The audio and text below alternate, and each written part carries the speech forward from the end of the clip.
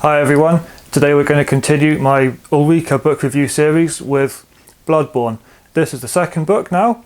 This adventure is going to see us go off to Prague, which is interesting. There's not many books set in Prague as far as I know, not too many. It's normally Kislev or Wolfenburg or something. So it's pretty cool to see Prague. I think I've mostly just heard about it being destroyed before, by Engra Deathsword, the destroyer of Prague and all that. It's normally just considered ruined already by the Storm of Chaos or the Great War or something. But anyway, I do have one correction to make. Last time when I spoke about the first book, I said that Hermione was sort of the same level or just below Gabriella.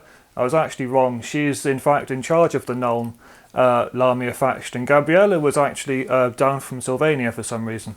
So I was wrong about that, but that tells you about her character, that even though she's technically in charge, she's just so, jealous and petty and wormy and spiteful that she just doesn't inspire, she doesn't even seem like she's in charge. She's just, worthless and very annoying.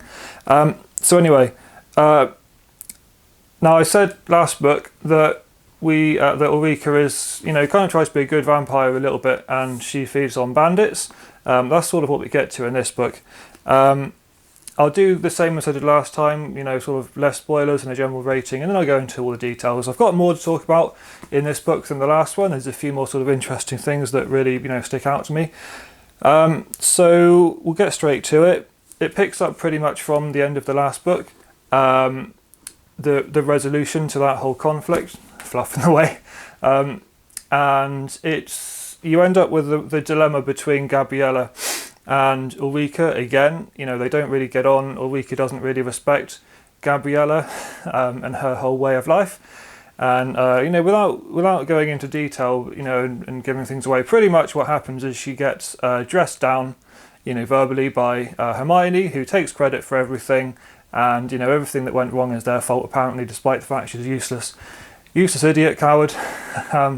And because it's the chain of command, Gabriella just takes it. She's very strict on the chain of command.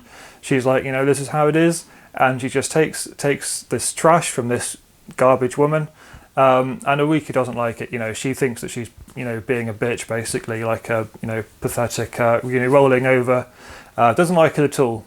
She really doesn't go for that. She thinks that her frame of mind is that she should be outraged against Hermione. Why can't they just slap Hermione out of the way, tell everyone what she did, how crappy she is? But that's the chain of command. So there's a big fight, and Ulrika once again runs away. And so we see her on the road for a little bit. She, like I said just now, she tries to feed on bandits and that sort of thing.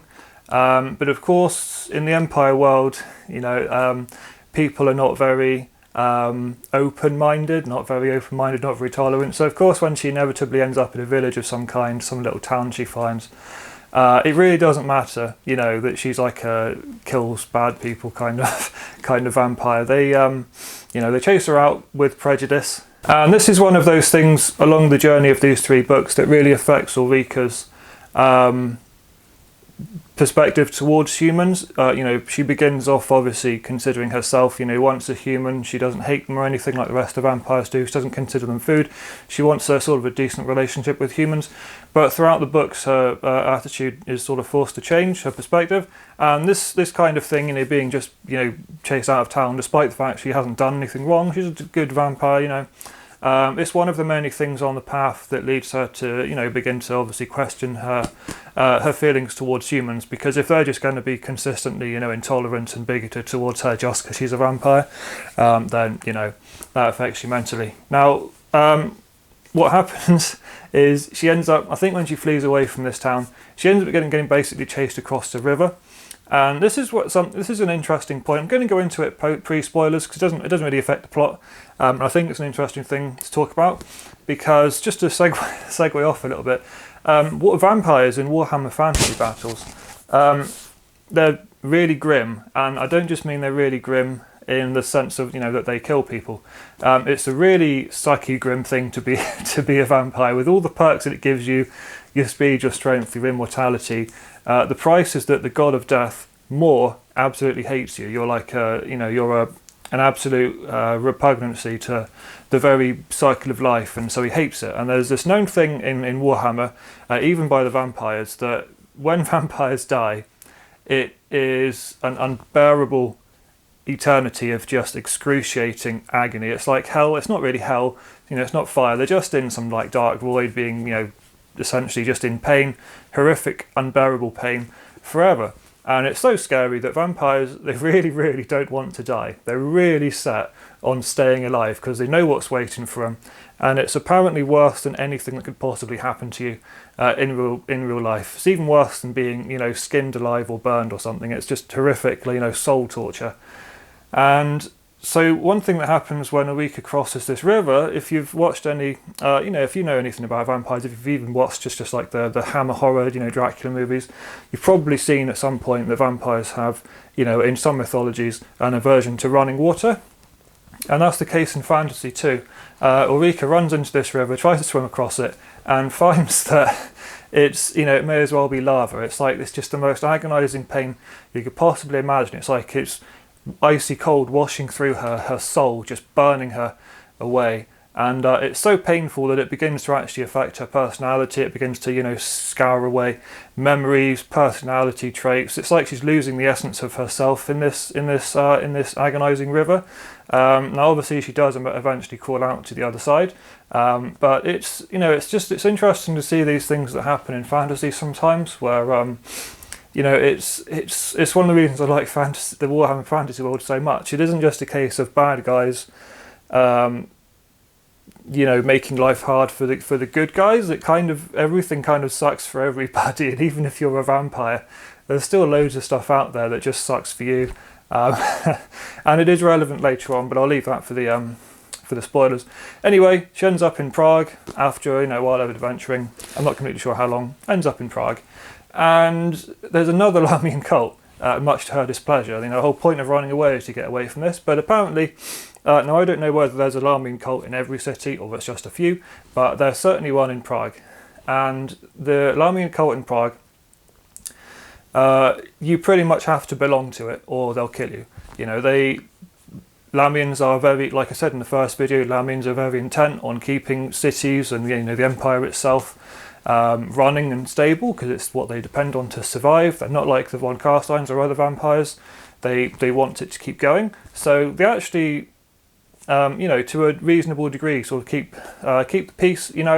They don't like random vampires running around, because if a random vampire runs around, starts drinking people's blood, then the witch hunters get involved, and it's just bad for everyone. So they're not into a random vampire running around, and pretty much Ulrika is, accosted by these eventually and expected to join, pledge herself to the Prague cult or be killed.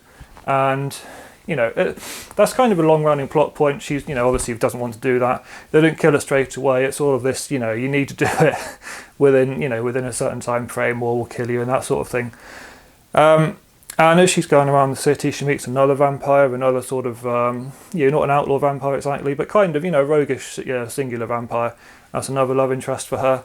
I won't go into it because that's spoilers, but the basic plot of this book, once she gets to Prague, is that there is a cult, a chaos cult, a Slanesh cult, and it's doing bad things, and it's a bit, detective-y again, like in the first book. She's out with her new friend vampire, trying to evade the Lamians on one side, they want her to either join or die, and trying to, figure out this chaos cult on the other side and what they're up to and what they want to do.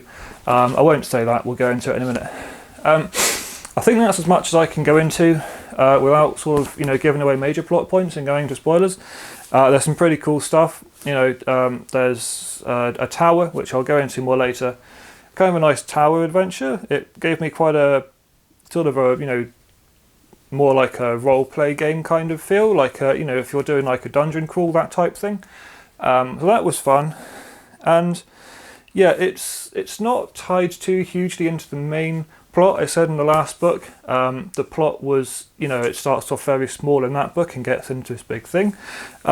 Takes kind of a rest in this book, the second book out of the three. It is connected. It is, very much connected. Fluff again.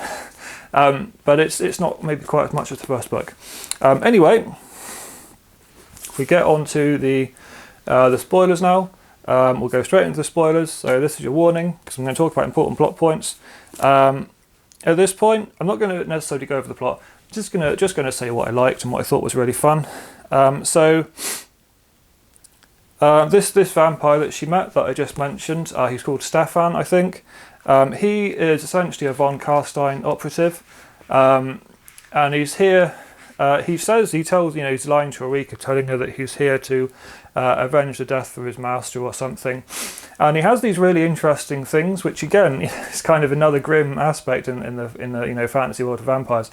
He has these things called blood shards, and he's got 6 of them. It's like a set of these 6 magic little crystals, and they're kind of like soul gems if you've played the Elder Scrolls games, but evil. When they stab you, they kill you, but they suck out your consciousness and trap it in this thing, and you're basically just trapped there, conscious in this crystal forever, and you can be, subjected to magical tortures and basically whatever the person wants who controls the gem. So it's really bad if you get caught in these gems. And Stefan is basically trying to make out that he's there to, avenge his dead master or something. But really what he's there to do, he's sort of furthering the plot from the first book. He is basically there to kill the Lamian cult. He's there to, stab them all with his crystals, kill them all, that sort of thing. They're really cool, really cool inventions. A nice little touch to Warhammer Fantasy, having these little nasty gizmos. Although sometimes, if they're a bit overpowered, they can bother me a little bit, because I'm like, if you've got these 6 sort of instant death crystals that just suck out somebody's soul, why would you waste them on like some Lamian cult? You could go like throw them at the Emperor or Archeon or something. But you know what I mean. It's that sort of thing where it's kind of a super weapon. But anyway, now eventually, and this is major spoilers. Eventually, Ulrika finds out that he's basically lying to her. He's not really into her. He's not a rogue vampire here to defend his master or whatever. He's just here to kill the Lamian cult, and pretty much it's another bad end relationship. Breaks her heart. She gets really upset. And ultimately, he ends up getting trapped inside one of these gems himself. I think she does it to him, stabs him with it, and carries him around with her for the rest of the book, until you get to the very last page of the book, where she sees another river and remembers the pain that the river caused to her. So she throws the gem inside, throws the gem in the river, and just condemns him to this eternity of soul burning agony, trapped in this crystal in the water. But at least eventually the world blew up and they ruined the setting. So he got out eventually, I guess, when the world blew up. Now, as I mentioned the tower earlier, I really enjoyed. I couldn't find it when I tried flicking through this book to try to find it and refresh myself. I couldn't find it. But I really enjoyed the section where she's hunting through a tower, because the point of this Slaanesh cult is they're looking for this special violin. I think it's a violin or some other sort of string instrument, where if you play it, it releases a greater demon, keeper of secrets of Slaanesh. And the reason they're doing this is because there's a Slaanesh army outside the gates of Prague. Not outside the gates, they're sort of hidden off in the woods. They're kind of waiting to siege, but they don't have siege materials, I guess. So the idea is that the cult are going to find this violin, play it, summon a greater demon, and then throw open the gates from the inside in the ensuing chaos, and then the army is going to come in from the outside. One interesting note is that this army on the outside, it is actually led by a female warlord of chaos, not in the sense of it being like a cultist type female, like if you see women, they're normally just cultists or something. This is an actual like a chaos warrior, chaos lord, armoured, huge female character. You don't see many of them. I always wanted more when I played fantasy.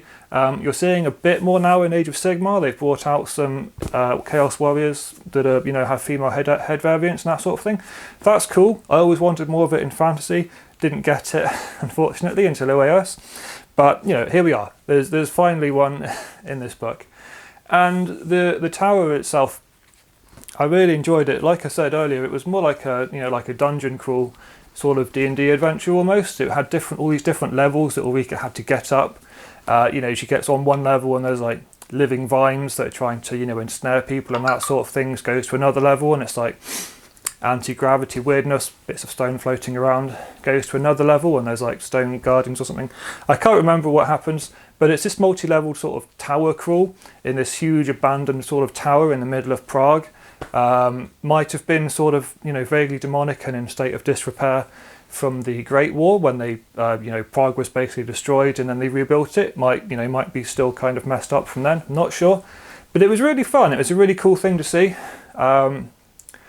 And I can't remember whether she actually finds the violin at the top or whether it's already gone when she gets there. But I know it ends up in the hands of the cultists and they do play it and they summon this Keeper of Secrets. It's really cool, it's like something out of Hellraiser. It's less like you would normally see in the game from a Keeper of Secrets. It's more like a giant beautiful monster creature, and it has like piano wires that can come out of its hands, and so it like ensnares people in these thin piano wires and like just flays them and cuts them into 100 pieces and all that sort of thing. It's really cool, and essentially the sum of the story is that Ulrika defeats this Keeper of Secrets and the cultists. She finds all the cultists in a warehouse or something, kills all of them because I think they tried to kidnap either her or Stefan, and then either her or Stefan go and rescue each other. Can't remember which one it was now, but they kill the cultists. They kill this creator of demon, and ultimately the doors remain closed. They don't open the gates, and so this chaos army outside the gates is thwarted, and essentially.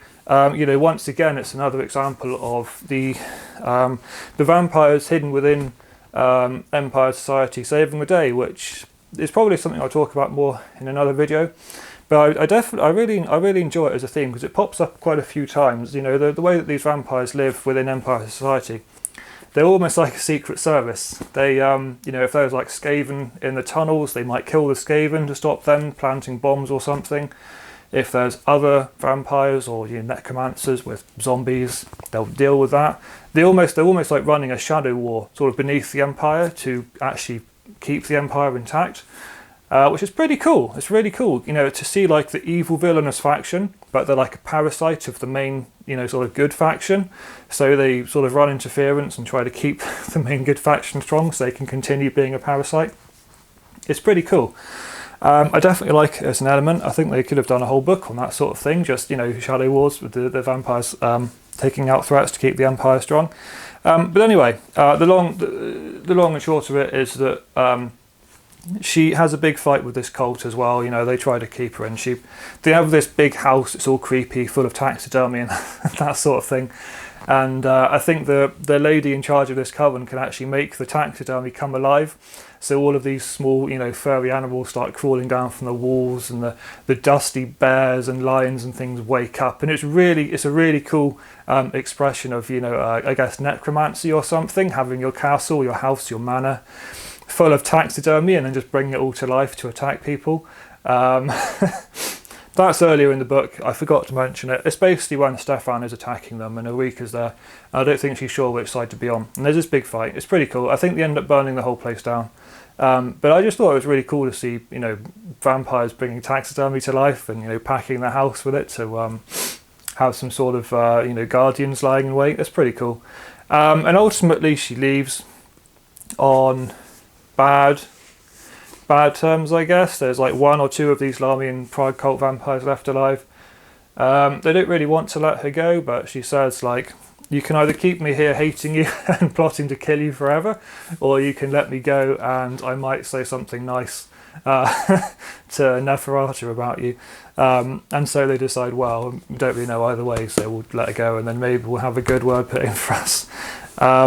And that's something else actually I haven't really touched on. These books, they reference Neferata all the time. She is the queen of the Lamian vampires. She lives in, I forget whether it's called Silver Peak or Silver Pinnacle, but it's Silver something. And it's basically an old dwarf mine fortress that she took over, and it's like her lair, And everything they do is sort of sanctioned by Neferata, and if it's not sanctioned by Neferata, then they don't do it.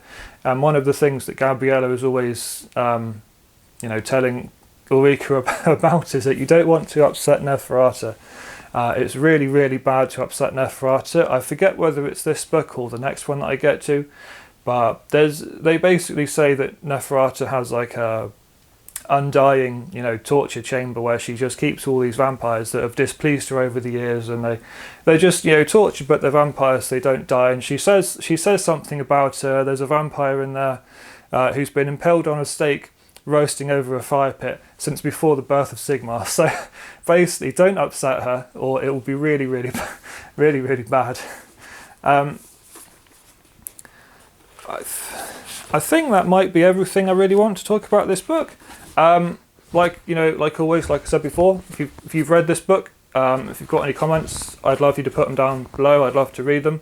Hopefully, the point of this is to have a discussion. It's not just for you to listen to me ramble on. It's to have a discussion about fantasy things that we love. So if you like this book, please put your thoughts down. I will read them, reply to them. Hopefully we can get a discussion going, because these books are too good to die.